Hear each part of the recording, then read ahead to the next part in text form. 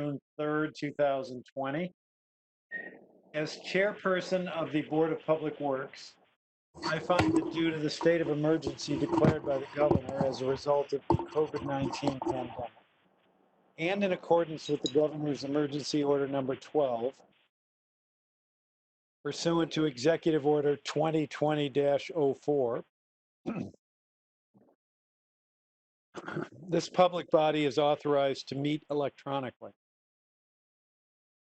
Please note that there is no physical location to observe and then listen contemporaneously to this meeting, which was authorized pursuant to the governor's emergency order.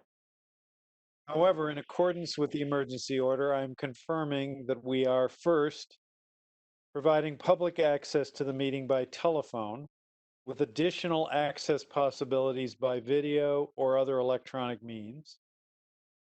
We are utilizing WebEx through the city's IT department for this electronic meeting.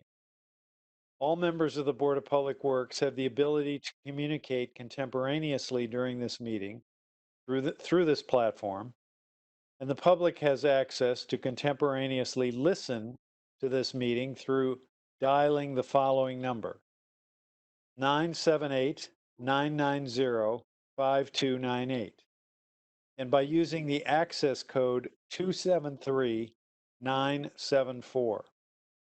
The public may also view this meeting on Comcast Channel 16. Second, providing public notice of the necessary information for accessing the meeting. We previously gave notice to the public of the necessary information for accessing the meeting through public posting. Instructions have also been provided on the City of Nashua's website at www.nashuanh.gov and publicly noticed at City Hall and at the Department of Public Works building at 9 Riverside Drive. Third, providing a mechanism for the public to alert the public body during the meeting if there are problems with access. If anybody has a problem accessing the meeting via phone or channel 16, please call area code 603-821-2049 and they will help you connect. Fourth, adjourning the meeting if the public is unable to access the meeting. In the event the public is unable to access the meeting via the phone number mentioned before, the meeting will be adjourned and rescheduled. Please note that all votes that are taken during this meeting shall be done by roll call vote. Let's start the meeting by taking a roll call attendance. When each member states their presence, they should state why they are not physically present for the meeting, and should also state whether there is anyone in the room with you during the meeting, which is required under the right to know law. So could you please call the roll? Mayor Donchis? I am present. I am physically distancing pursuant to the governor's emergency order, and I am alone in my living room. Commissioner Tease? Hi, I'm present and I'm participating electronically due to the pandemic, and I'm alone in my business office. Commissioner Pappas? I'm at home. I'm in a room by myself, and I am adhering to the governor's order due to the pandemic. Commissioner Schoeneman? I'm here. I'm participating remotely due to the governor's emergency order, and I'm alone in this room in my house. Commissioner Moriarty is not present. All right, thank you. So we have 4 members present. Now there's item 2 is a motion to approve the agenda. I'll move to approve the agenda as presented. A motion by Commissioner Pappas. Any discussion? Would you please call the roll? Mayor Donchis? Yes. Commissioner Tease? Yes. Commissioner Pappas? Yes. Commissioner Schoeneman? Yes. Motion passes. We'll proceed to the next item on the agenda, which is the Parks and Recreation discussion regarding summer programs. Okay. Thank you, Mayor. So we called this meeting to give the board an update on some of the discussions we've had regarding summer programming. Director Cates and Heidi Peak and I have had numerous conversations, and we thought it would be helpful if Director Bagley could perhaps give us some information on sort of where we started and where we are today, which is, and I guess would also include some of the governor's guidance, which is driving many of the decisions that we're making. So with that, I'd like to turn it over to Director Bagley, and perhaps Diane, you could allow her to show her screen. She should be all set. Okay, thank you. Good afternoon, and thank you, Director Foto. I will upload a presentation that has been created by our epidemiologist, Angela Constantino, and myself that takes us through a timeline of this COVID pandemic event and the city's response. And as Director Foto mentioned, also includes what our plans are for moving ahead.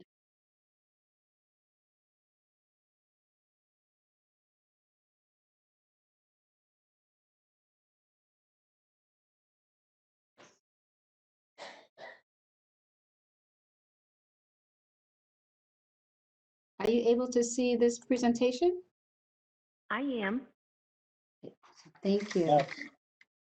All right, so I'm just going to quickly just go through the timeline that shows how we're looking ahead at addressing what we've planned as our mitigation and response effort for COVID-19. Back in December of 2019, on the 31st, Wuhan, China actually reported the first cluster of cases of pneumonia that presented as a novel respiratory infection in that province. In January, on the 13th, there was the first recorded case of this respiratory infection outside of China.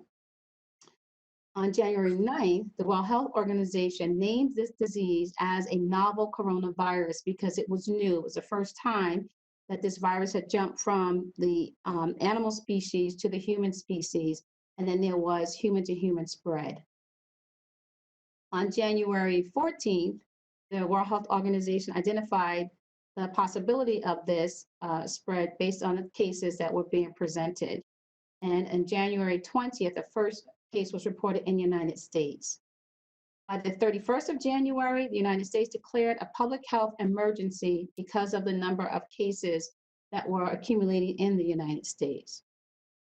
On February 1st, you can see on this timeline, we had our first reported case in New England, and we had our first death reported on February 6th in the US. By the 20th, we were starting to see community-based transmission. Most of the transmission that had been identified was basically through travel. And by the 20th of February, we were seeing that community-based transmission was occurring because it was more than just travel related. In March, on the 2nd, we had our first case in New Hampshire, and it was the case that was up at Dartmouth that was found in a clinician who had also attended a couple of events in the Dartmouth, Lebanon area. And this way you can see that the second case was identified with some social activities that led to exposure and an identified case. On March 10th, Massachusetts declared a state of emergency. On March 11th, the World Health Organization declared a state of pandemic because there were multiple cases around the globe, including the United States, and impacting a majority of the world in which a pandemic is declared once you have multi-countries involved in an outbreak event. And then on March 13th, we had our state of emergency declared in New Hampshire, and we had our first case here in Nashua. And the case here in Nashua happened to be an individual that had traveled to South America and returned to the US with signs and symptoms of COVID-19. As our timeline continues, Nashua, we opened up our virtual EOC And on March 15th, we also had the closures of our New Hampshire public schools. And this, because the virus was spreading so quickly and was impacting population groups that were at high risk, it was important to make sure that we could stop the spread of this infection by closing places where there were large numbers of people gathering together. So the schools were closed on the 15th. We then had on the 16th, the closure of our bars, our restaurants, and we started to limit public gatherings again because we realized how quickly this virus was spreading. By the 23rd, we had our first COVID death related in New Hampshire. And this was in an individual that was over the age of 60. We began to start our work here on the 24th at standing up an alternative care site because, again, this was so novel. There were a lot of questions about the extent of this infection and how quickly it would spread. We wanted to make sure that our hospitals would not be overwhelmed, so we set up alternative care sites so that we could make sure we could help with that capacity. By the 26th, the stay-at-home order was set up by the governor of our state. And for the first time, US numbers actually surpassed China with the highest number of cases in the world. So you can see how quickly this virus was spreading and the impact that it was having here in the US. By April 15th, we had Massachusetts surpassing 1,000 deaths. And now Massachusetts has been identified as the third hardest hit state in the United States. By the 16th, we were entering phase 3 of the federal phase 3 reopening guidance was unveiled with a staged and very intentional metered out approach to getting to a point of moving things back to opening up across the country, but there was a guidance that had been unveiled for this. By April 22nd, our Department of Public Health and Community Services was having our first testing clinic because we wanted to see what the disease burden looked like in our area. And so we had some folks from Dartmouth and from the state health department come down and do some training with us. We also had the multi-state support services, MRSS, come down and provide some support with us for hosting our first large-scale clinic. By May 1st, our New Hampshire Stay at Home 2.0 guidance had come out. And by May 11th, we started to have businesses look at reopening in New Hampshire.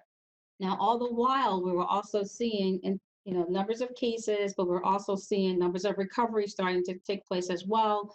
We also had other measures that were put in place to help us address what we were seeing with regards to the infection and the disease burden that was happening here in the state of New Hampshire. By May 18th, our New Hampshire bars and restaurants were reopened according to the stay-at-home guidance that had been put out.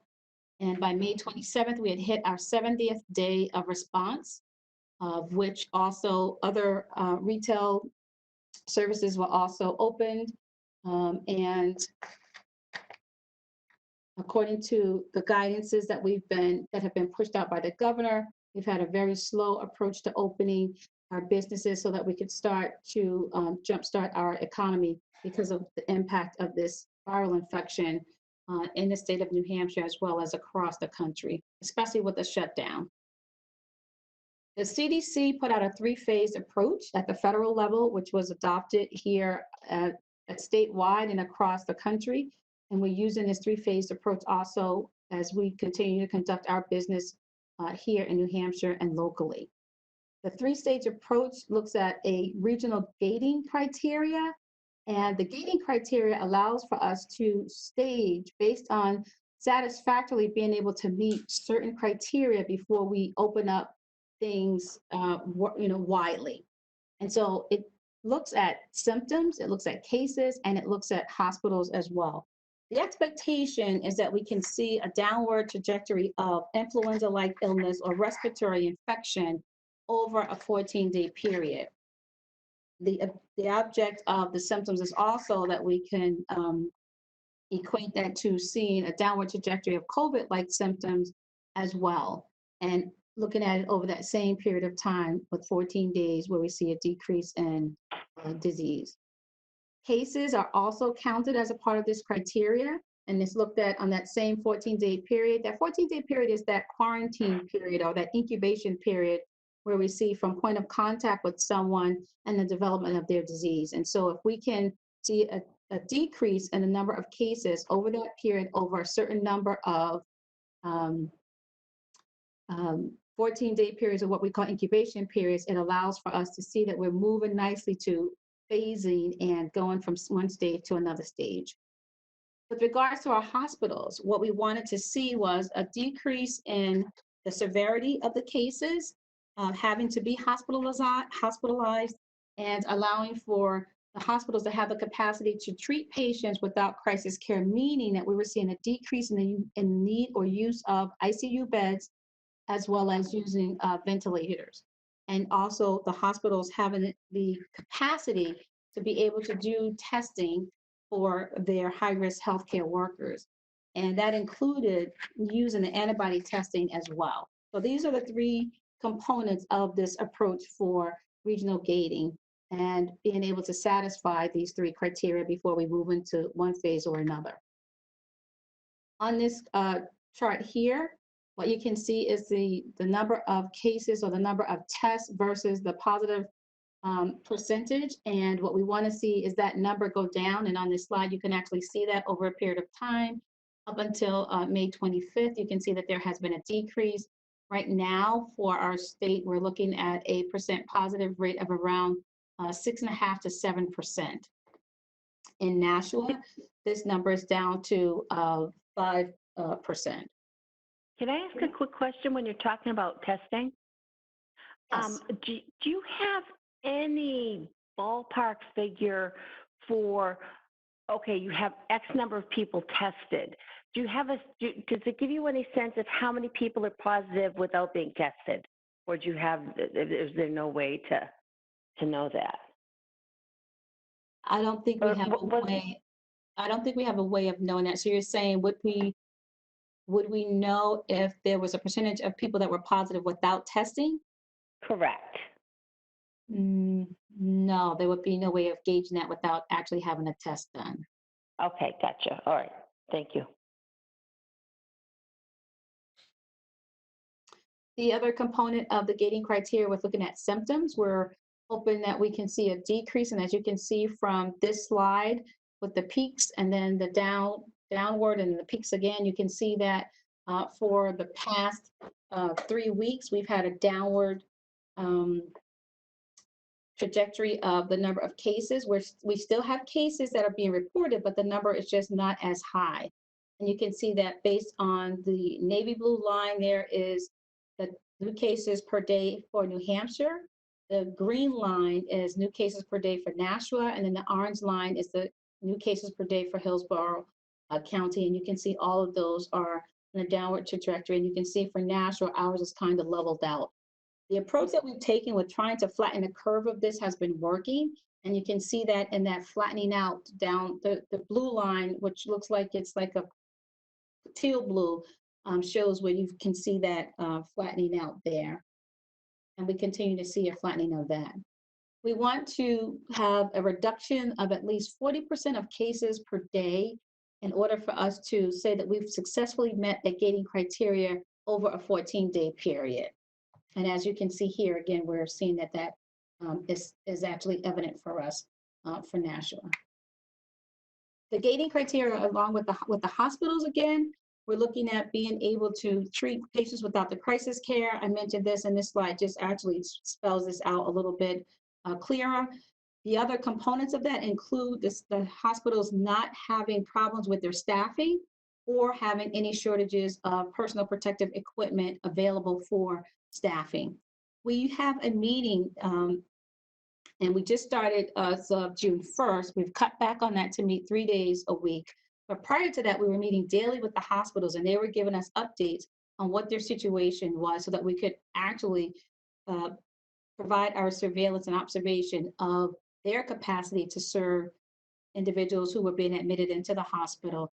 Early on, they did have issues with PPE because it was not available, Once the personal protective equipment became available, both hospitals were successful in maintaining that as well as maintaining their staffing.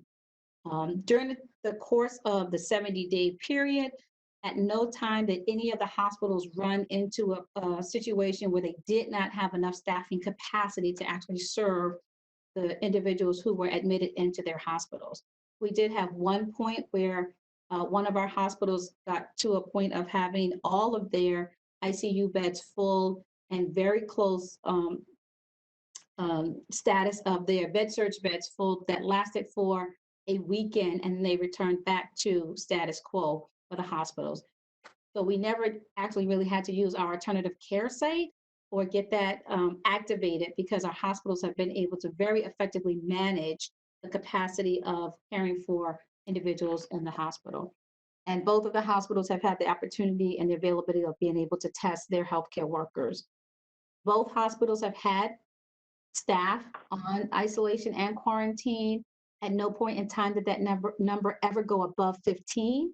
And the staffing exposures were all community-based, except for last week, one hospital did report that they had one staff exposure that was hospital acquired. But this just allows, again, for us to see that we've maintained good capacity within our hospitals.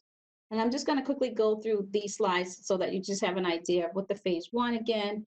We're looking at states being able to satisfy the gating criteria, showing a downward trajectory for at least 14 days, and then hospitals being able to have testing for the healthcare workers and not having to have a number or a large number of individuals in ICU beds or on ventilators that they can't manage that.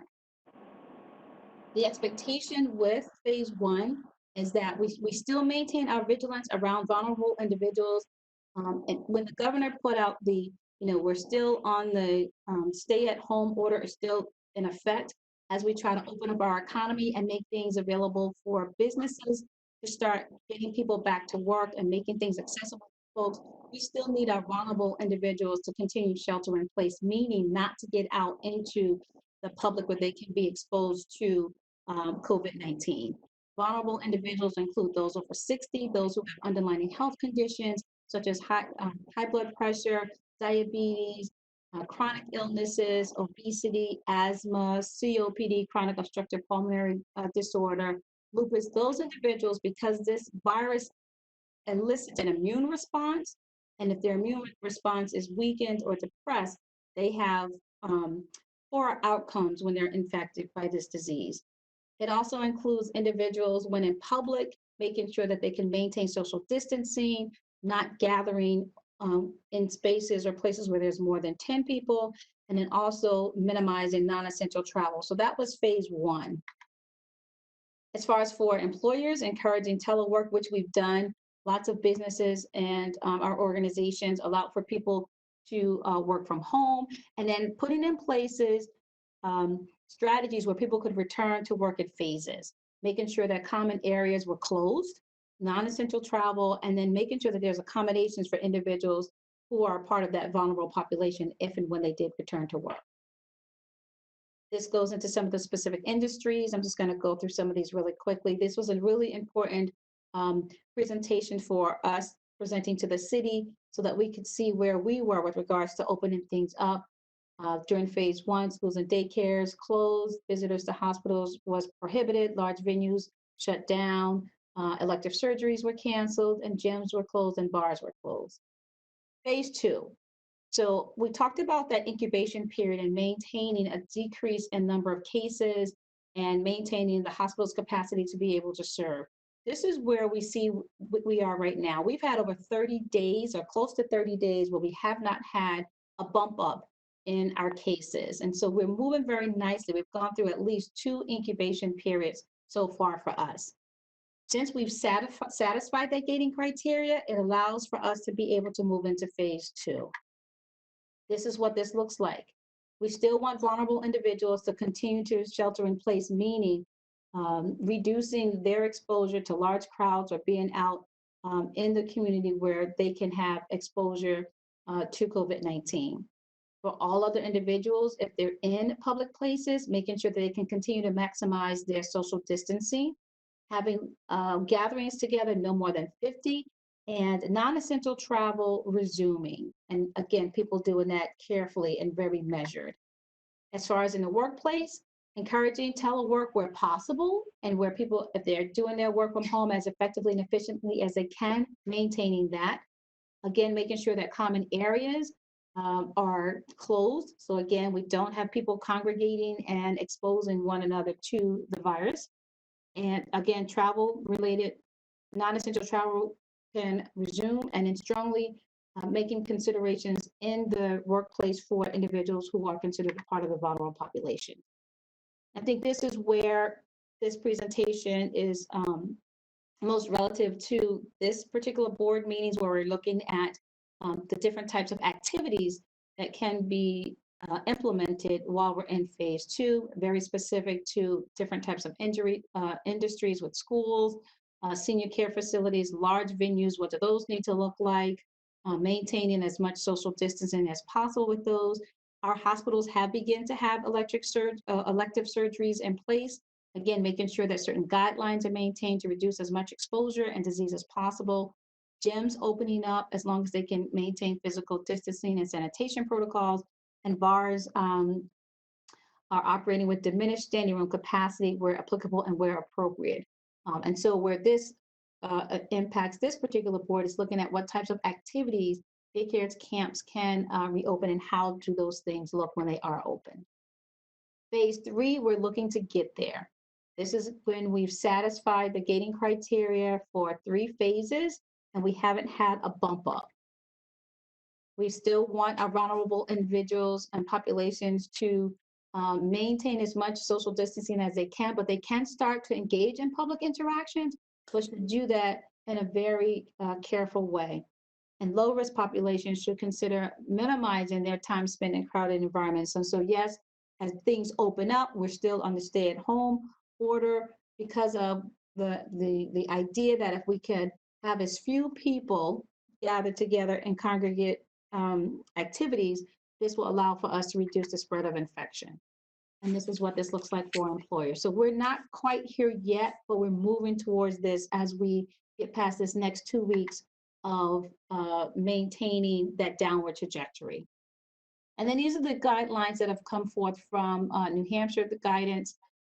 Key for us in public health is to make sure that people really emphasize sick employees staying at home. We know that we can get a lot of roadway if people do stay at home when they're sick. Making sure that employees are screened before they come to work, or getting stations set up where that can be done. Making sure that we have workplace cleaning and disinfecting practices in place, and making sure that there is a plan for addressing COVID cases if they happen to happen in employee settings. And I'll make sure, Lisa, that you have this presentation if you want to send this out to the board. And then here we just see this timeline once again for us. Campgrounds, interior state parks, manufacturing, hospitals are open with precautions. On May 1st, golf courses open. May 11th, some other retail establishments. May 18th, attractions, childcare, and restaurants are open with restrictions. June 1st, acupuncture, beaches, cosmetology. So we're slowly opening things up with as much safety measures in place as possible. This just shows here the number of cases per day with the 20 to 50% reopening here. You can see for us, the blue line, we're still staying steady here. Here again, minimal restrictions in place with 50% reopen, and you can see that there's a prediction that there could be a spike if we don't maintain some of the measures that we need to. And here, if there's minimal restrictions, you can see that there's just an overall spike that goes up. This just shows our New England state comparisons here. And this is from the Mass General Hospital Institute for Technology. You know, again, we can maintain, and I have this thing is blocking, so I can't see the little lines there, but you can see if that little square is not blocking, you can see what the different states are that are represented here. I know that was fast, but are there any questions on any of the information that was presented here in this presentation? It just allows for us to see how well we are doing right now. And we are at a place where we can start opening things up again, as long as it's measured, as long as we're keeping certain guidelines in place and certain mitigative measures in place. We're doing pretty well with being in a position to open up more activities in our state and in Nashua. Commissioner Tease has a question. Thank you, Director Photo. Director Bagley, fantastic presentation. Thank you for sharing it with us. I found it very informative and learned a lot, and I'm hopeful to get a copy of it. I had a question when you were talking about the pressures placed on emergency rooms and ICUs and so forth. Said there was only one weekend. I recall the governor had declared that Nashua High South would be an emergency hospital of some sort. And I was wondering if you could just, for 30 seconds, tell us what actually was put in play with respect to that. Were there any patients seen there, and was there any stress or cost to the city as a result of that? Yeah, so that was the alternative care site that was actually set up. And we had that set up in the end of March, very quickly with the National Guard and with our community emergency response team. It was set up to be able to take on a certain number of individuals who were diagnosed as COVID positive if our hospitals did not have the capacity to be able to maintain the care for the folks at the hospitals. At the same time that we set up the alternative care site, the hospitals developed their plans, both Southern and St. Joe's, Dartmouth and our community health center set up their plans to be able to maintain as much of a surge capacity on site as they could. So we actually never really got to use our alternative care center, which is a good thing for us here in Nashua. So what it showed was that we had the capacity to manage in the hospital setting. Great, thank you very much. And we are actually slated to dismantle that alternative care site on June 19th. So we're going to give ourselves this next couple of weeks. We have 2 more weeks in the 14 days. As we continue to see things go down, we're scheduled to dismantle on June 19th. A different type of graduation day. A different type of graduation day, yes. If it's okay, I have a few questions. Yes, please. Okay, so some of them have been answered. So a lot of, I did ask the director if we could speak to public health. Now, my understanding is of right now, have we not made a decision on opening up the pools, or have we decided no, and we may change our minds? We are gonna get to that, Commissioner Pappas, but as far as pools go, we have hired all of the lifeguards, at least open 2 pools. But we have not made a decision about whether the pools can be opened. I've had numerous discussions with, again, with Heidi Peak and Director Cates about that. I think everybody feels at this point that it would not be safe to open pools, but we're sort of taking this month by month. So we're leaving it open to reevaluate whether it will be safe July 1st to open pools. I don't know, Director Cates, Heidi, would you like to add anything to that?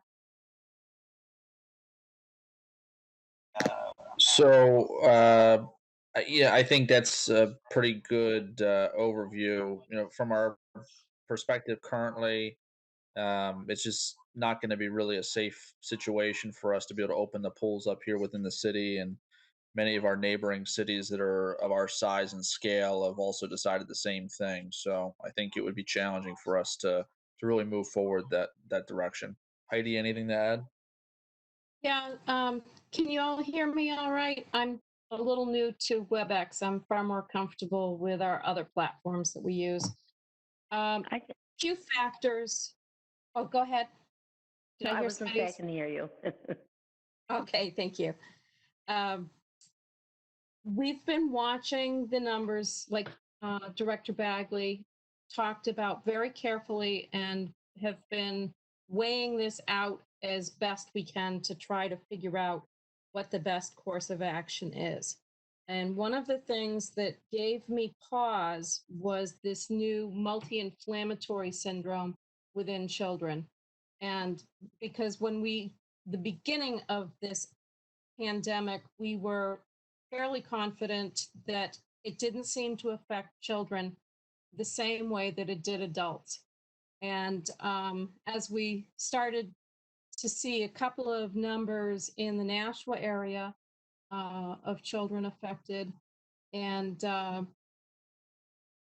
within the state, and we've been very lucky in our state overall so far. So we've been blessed by that, but we also don't want to put our children in situations where they're congregating, they're socializing, they're just being kids. And how do you control what kids are doing within a free swim type of time? We talked about queuing them up and keeping them spaced, separated, and we just came back to the same situation that it's almost impossible to safely protect the kids who would use the pools that are in most use within the city at this time. We've also made some other determinations about just general gatherings throughout the city, such as special events. We said that we weren't going to have any specific special events throughout the month of June. So we're trying this very cautious, phased approach to try and make the best decisions for our citizens. Okay. All And right. Dr. So- Photo, can I just add to that? Heidi did mention the multi-system inflammatory syndrome that's associated with COVID. Nashua actually had the first New Hampshire case on May 19th. And so it is a very real syndrome that can impact our kids. And I think we do want to take, precautions with regards to, as much as we can, safeguarding them. And some of the measures that we've put in place can help reduce their exposure. But it is a very real syndrome that impacts the kids. And this child had to be taken down to Mass General and was taken care of in their pediatric ICU. I did place a call into the nurse who's monitoring her to see if she's actually still there, but her treatments were going very well. That was very scary for the mother and for that family. I have a question about that. Please go ahead.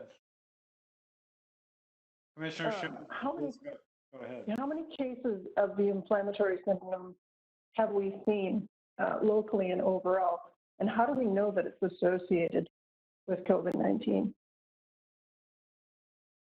So there's a certain set of criteria that has been identified that by the CDC that confirms a multi-system inflammatory syndrome associated with COVID-19. There are numerous lab tests that are done, and one of them includes having COVID testing done. Some of these kids may present with the rapid test as a negative, and when the antibody test is completed, it does come back positive for some of these kids.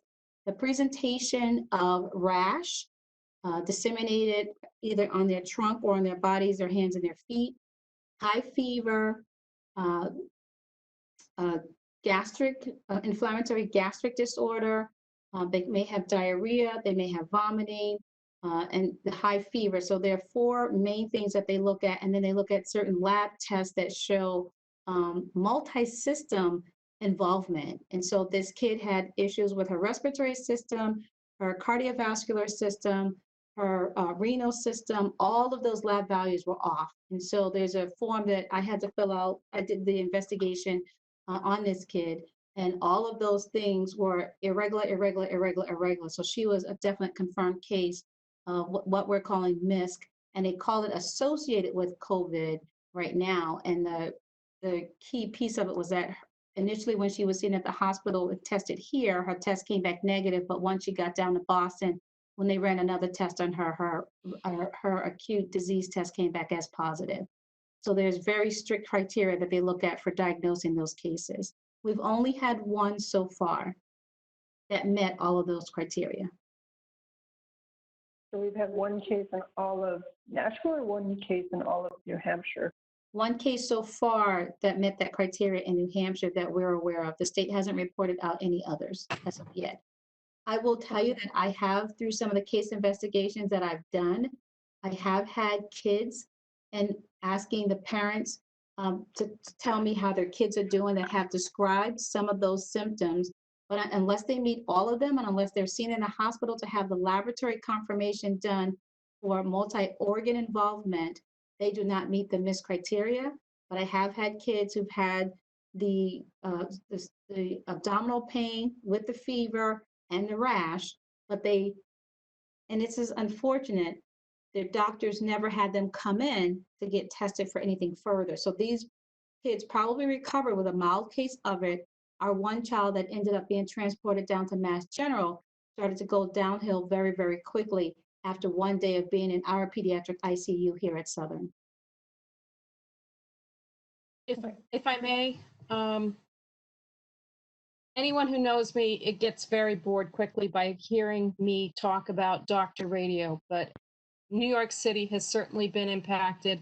And because this is a learning situation where we don't know all of the different factors that weigh into this, I've been hearing about, certainly the numbers are much greater in New York City, but they're starting to look at different age groups responding in different ways. And certainly we don't want children to end up with chronic kidney problems. And that's one of the things that they're most concerned about.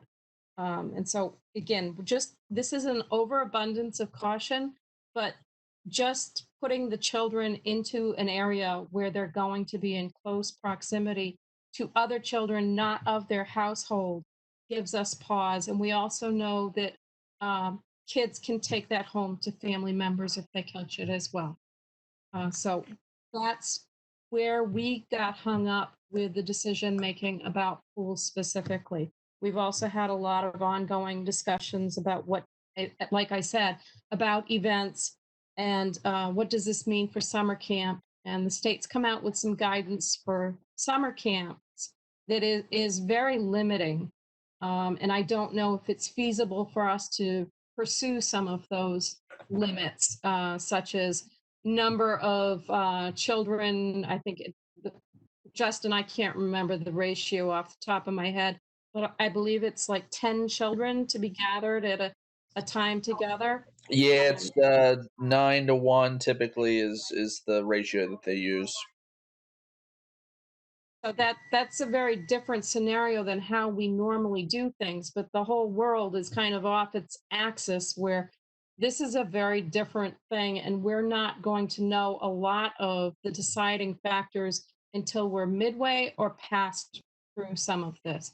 And I've been very pleased to see that we haven't done another spike after, say, letting the outdoor dining occur. So that's good that people are being very cooperative and very helpful in those types of situations. But so we have a dire responsibility to be as calculating and measured as we can with trying to figure out how we present normal back to our citizens. So, Mr. Mayor, if I- sorry, go ahead. Commissioner Stoneman, do you have are you finished or do you have something else? Well, this is Commissioner Pappas. I had several questions, but if Commissioner Sherman wants to. Go ahead, Commissioner Pappas. And if you follow up on that one question, that's fine, because I've got a few. No, go ahead.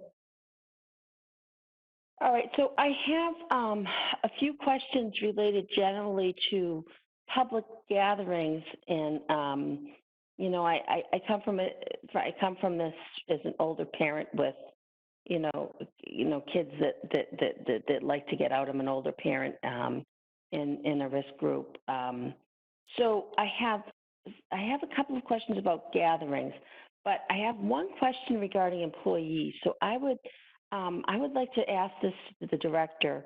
I really tried to keep up with the information on this. So my understanding is we're all aware of droplets. If you sneeze and cough, we're familiar with that. But what I found, and I could be wrong, but my understanding was when we talk, when we sing, that there were droplets exposed in the air that we may not see. And they last in the air for a few minutes. That's my understanding. So as far as my question about our BPW employees, I know I'm not an advocate of allowing employees to smoke in the trucks, but they do. So let me ask you this: if we talk, if we sing, there are droplets left in the air. Will smoking produce droplets in the air also?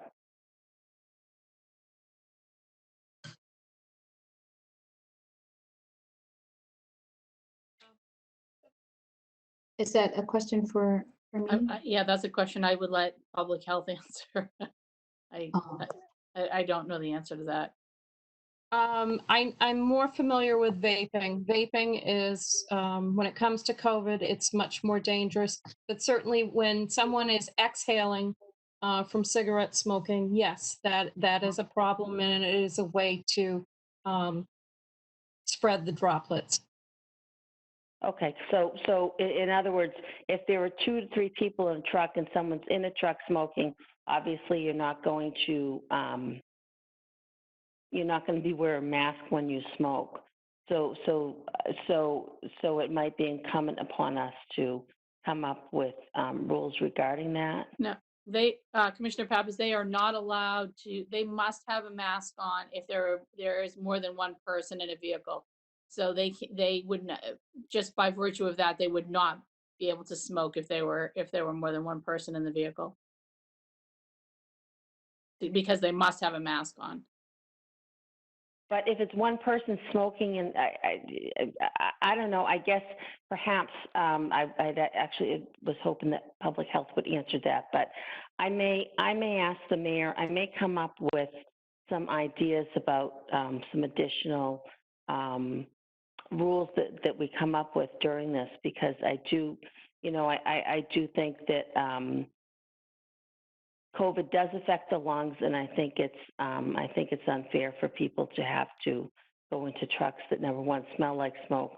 Number two, if one person's in the truck by themselves, they have 2 people hanging off the back of a trash truck, and then they hop in the truck. There's some of the still droplets are in the air. That's my understanding. I was hoping that public health would answer that. Right? I mean, do droplets hang in the air for a few minutes? It's the droplets are in the air, but they're not in there for a long time. What the idea is that the bigger the droplets are, they do happen to fall down. So I think the idea that we have heard and have seen about the droplets and proximity and time is if an individual is around a person and they're unmasked, meaning that the person is not preventing their droplets from being expelled into the air, they have to be around that person for about 10 minutes. And so the air droplets don't kind of like hang out. They're usually too heavy to just, it's not aerosol or just floating around unless we're using some type of procedure that aerosolizes the droplets. When we talk, and even if you blow, the idea is that those droplets are going to fall down. So if the person's on the back of the truck and they come back in right away, there is that possibility that they're exposed to those respiratory droplets that have just been released. I'm hoping that our mask ordinance is in effect, and I'm hearing Director Photo say that it is in effect when the employees are riding together in the trucks. So that should reduce that concern for that exposure at that particular time. The other thing we do, Commissioner Pappas, is we don't put, we tried when we purchased all of our new trucks, we initially thought of, okay, no smoking. Well, what we soon found out is that we wouldn't have any employees left because most of the public works employees smoke. So what we did is we separated them so that we did not put smokers in with non-smokers. So we have separated them in that way. And when they are in the truck, they must, and they're not alone, they must wear masks. So they would not be able to smoke if they were with Okay. others. But I guess I guess I would ask them. I would hope that at our next meeting, I'd like to see the city attorney, if that's possible, to be present, because employers have every right to. This is not their personal vehicle. These are vehicles that are purchased by the citizens of Nashua. And I think that employers can say, no, there's no smoking in the truck. And if you don't like it, we'll get non. I just. And, you know, we have had restaurants that they stopped allowing smoking. We have workplaces that now don't allow smoking. And our trucks are our workplaces. And I really think shame on us that we haven't done that for our trucks. And as an employer board, I think we have the power to do that. Because there's nothing in the contract that allows people to smoke in trucks, to my knowledge. But go ahead. No, I was just going to say the other thing, Commissioner Pappas, that we have to consider is that they'll be out of the trucks and taking smoke breaks on a continuous basis, and so that's another concern. That I'd have with not allowing them to. It's pretty widespread in public works that folks smoke. So that to not allow them to smoke in vehicles would be a huge challenge. The other problem, and this is probably the biggest reason that we allowed them to, is that most of them smoke while they're plowing, and a lot of them, if you don't allow them to smoke in the trucks while they're plowing, will leave and go home. So that's another big concern with not allowing them to smoke in trucks. Well, I don't know. I think that there's a lot of unemployment, and I think as an employer board, I think that we have the right to instate that policy. And I certainly would have no problem coming up with it if I don't have the votes to back that up. That's fine. But I think with the unemployment rate we have, I think it's really unfair for people that don't smoke. The trucks stink forever. The people have spent a lot of money on the new trucks. I know we purchased a secondhand vehicle for my son. It's been 2 years. It still smells like smoke in there. There's just like, once that smell gets in there, it's horrible. And I don't think that's fair for our non-smoking employees. But regardless, I don't want to keep public health on. I did want to ask about the droplets in the air. So here's a specific question about, so given that we're probably going to have, and this is again for public health, a peaceful planned protest this weekend. Is anyone aware of someone who's organized that may have masks available for folks who are attending that may not have a mask? Commissioner Pappas, it's my understanding that they are going to have masks available. That's Okay, what one of the organizers told me. Okay, all right, and I had assumed that. So this sounds crazy, but this is for public health. So if you're outside and you think that you're going to be social distancing, that's fine. But if it becomes more crowded, will 2 masks work better than 1 to stop the spread? Yes, definitely. Okay. Because it's an extra layer.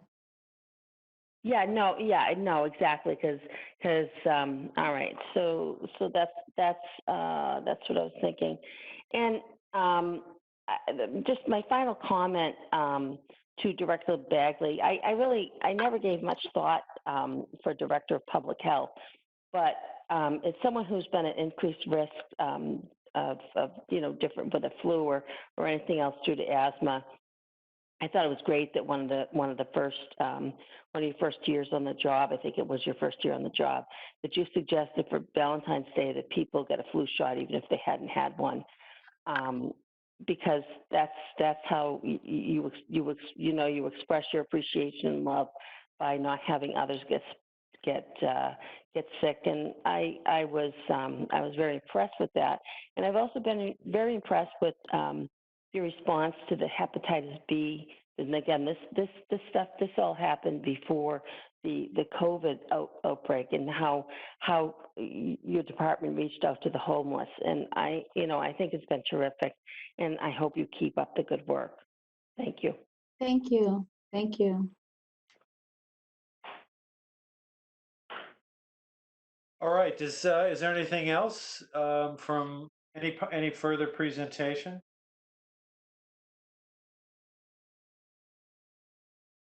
All right, well, we will then go on to commissioners' comments. Do any of the commissioners have comments?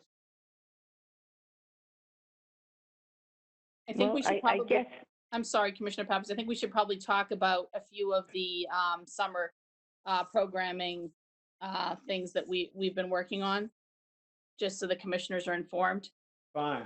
if that's Please okay. go ahead. I just to inform you, the skate park opened yesterday. That went extremely well, and we didn't have more than half a dozen, five at any one time. The kids are really appreciative to have it open. We have opened basketball courts, but we're asking that no more than 4 people be on the courts at this time. Pickleball courts have also been opened. Tennis courts are open. And we also have opened the horseshoe pits. Every other pit is now open. We, as far as summer fun goes, we've discussed whether we could possibly have concerts later on in the summer, and no decisions have been made, but we're keeping that open. But we have canceled our major summer fun events, opening day, Fairy Tale Festival, unfortunately. Pools, we already discussed. Playgrounds are on hold. We have not made any decisions about playgrounds because we are waiting to see, getting some more guidance from the governor on that. And as far as camps go, which were discussed earlier, we have about only 200 kids that have registered so far. We normally have about 1,200, so our camp registrations are very low. Superintendent Caggiano right now is looking at which ones might be viable, and we will be looking at the governor's guidance on summer camps and that 9-to-1 ratio. So hopefully we'll be able to hold some summer camps, but at this point we're not sure. The only other thing I wanted to just touch on quickly, and I'm going to turn this over to Director Cates because he's more involved in this, but we have a meeting regarding the fireworks on the 4th of July. There are some real challenges with that. And I did just hear that Manchester canceled theirs, just I think as of yesterday or today. So Director Cates, I don't know if you want to expand upon that, but I know no decision has been made, and the mayor certainly will be making the final decision. But I don't know if you want to speak about some of the challenges. Sure. So we've had 2 meetings now where we've talked about 4th of July with a couple of the key stakeholders: fire marshal, police department, public health. Our primary piece of information that we were using to make some of the decisions around 4th of July was, what are the other cities doing? Our primary concern around that was if these other large cities are canceling their 4th of July events, now Nashua becomes a destination. And in addition to the challenges around our own residents trying to keep them physically distanced, now we've got people from Lawrence, Lowell, Manchester, and Portsmouth all coming out to see these, the fireworks show that we put on every year. The other things that have been discussed around fireworks have been date changes. There are some concerns around that as well. because if we do an event later in the season, say in the August or September timeframe, now again it becomes a destination because no other communities are doing that, and so we're going to have lots of people in place. And from the discussions with Nick, we'd have to make some decisions around that right around now. We wouldn't have the liberty to be able to kind of see how things are going over the summer and look at the data and the trends to really make a better decision when we get closer to those dates, unfortunately. And then the last piece that has gone into the decision making around Fourth of July has been if we were to conduct fireworks display. Obviously, we can't open up Holman Stadium, but could we use that same location to set off fireworks that people could view from their homes? Some of the challenges that that go into that is ultimately people are going to congregate in some of the problem areas that we see every year, the parking garages, the neighboring streets around Holman Stadium. So it would still require a massive planning effort if something like that were to happen. So we do have one additional meeting that's coming up this week with all the key stakeholders and the mayor, and we hope to propose a recommendation at that meeting about our path forward with Fourth of July. But just for everybody's awareness, Manchester is canceled, Portsmouth is canceled, Lawrence and Lowell have canceled, City of Boston has canceled. So I just don't see a very good path forward, unfortunately, for this event.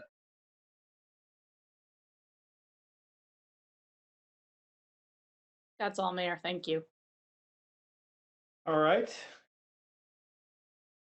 Commissioners' comments?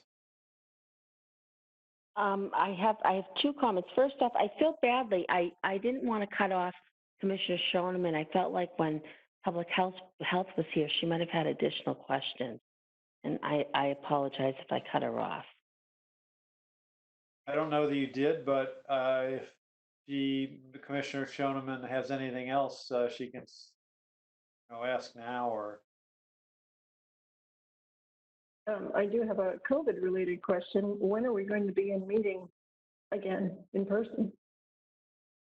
I mean, that's not a local decision to start with. It is a governor's decision that gatherings are not. I think Justin, excuse me, Mr. Cates. Right now, are we on a local option there, or do you think the governor's order prohibits the in-person meeting? So yes and no. So the emergency order doesn't impact local or state government. So we could open everything up tomorrow if we really wanted to, but we know that that's not a great decision. The problem is, and this is the same thing that faith-based organizations dealt with, is the restriction on gatherings. So you can't have something that's got more than 10 people, and there's the potential for a public meeting where you would have the potential for more than 10 people to be in the same room. So that's the real restriction is the public gathering piece. And I think what we've tried to do in the city through all the different public facing meetings has been to offer opportunities for our residents to engage remotely, and so far that's been working well.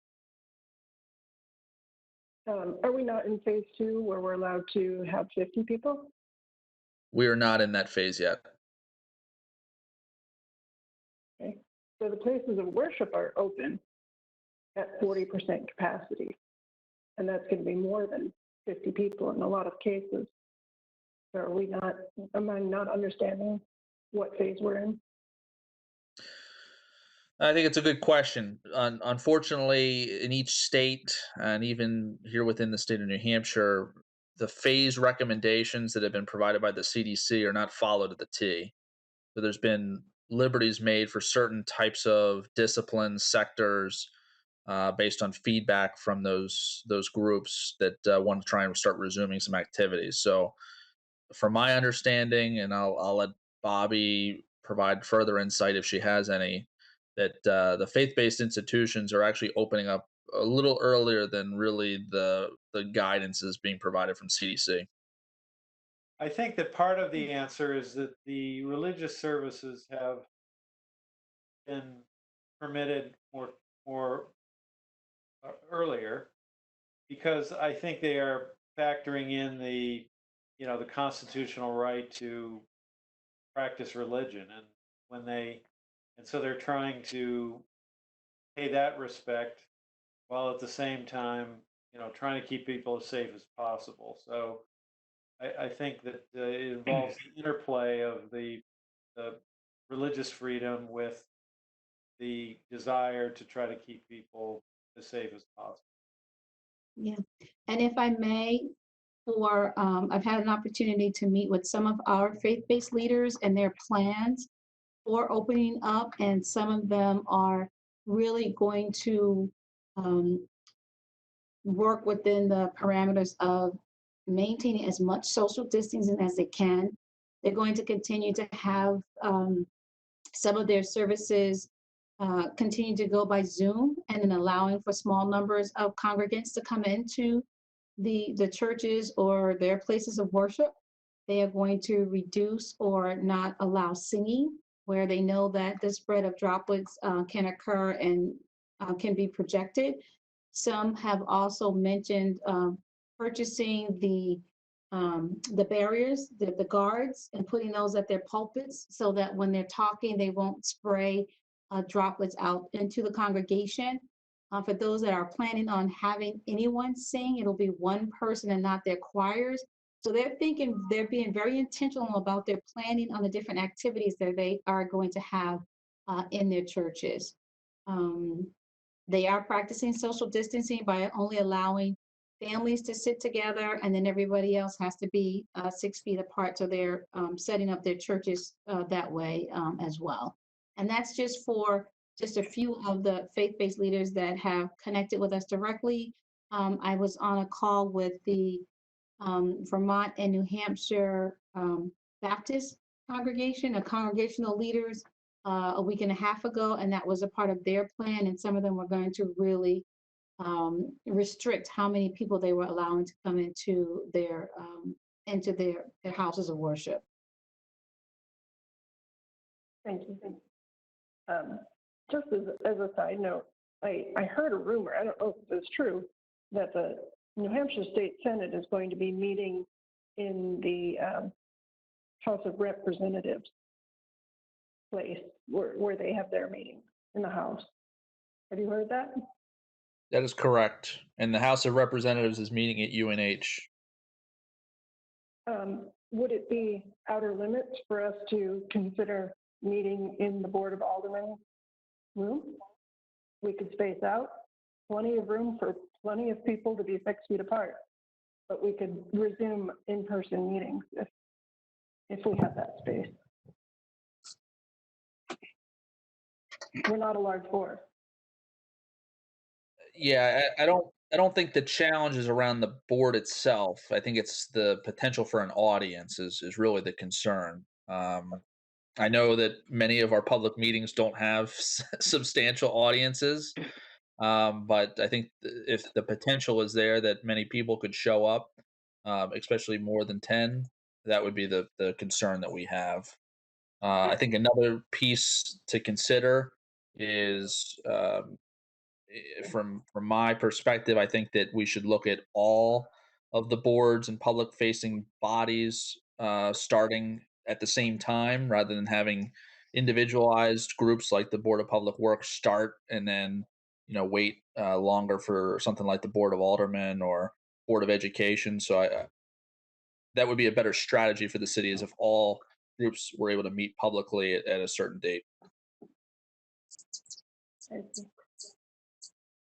Alderman O'Brien. Thank you, Mr. Mayor. Being as a state rep, yes, we are meeting at the Whittemore Center, but as far as I know, the public is not invited. And great pains are being made to keep the social distancing.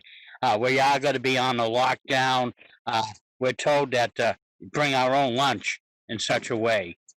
Try to limit the exposure to one another. And you got to keep in mind there's 400 of us. So at this particular time, it is grievous that the public cannot join us, but we have at least these formats via WebEx and Channel 16. We should be grateful for that the public can remain informed. I think as far as the state level, it will be live streamed too to the public. But I do share Mr. Kate's opinion of that. We got to be concerned with the rest of the public with this, and we got to live within this environment. Unfortunately, thank you. I did have one more comment, Mr. Mayor.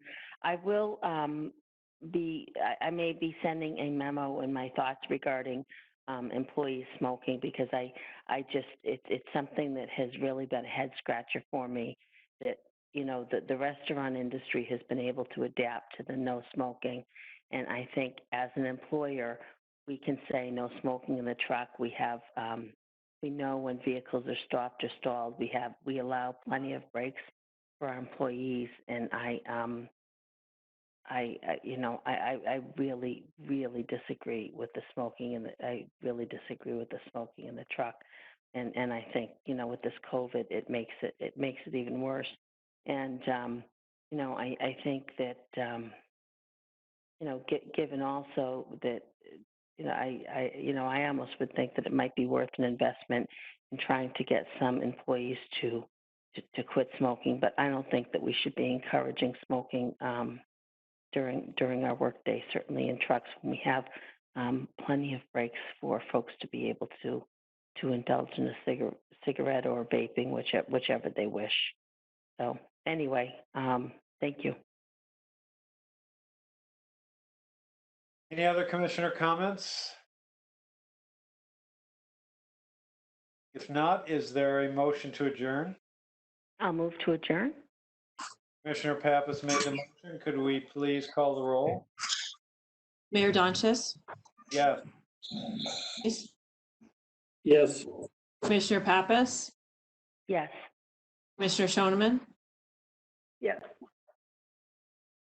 And the meeting of the Board of Public Works is adjourned at about 5:16 p.m. Thank you all very much.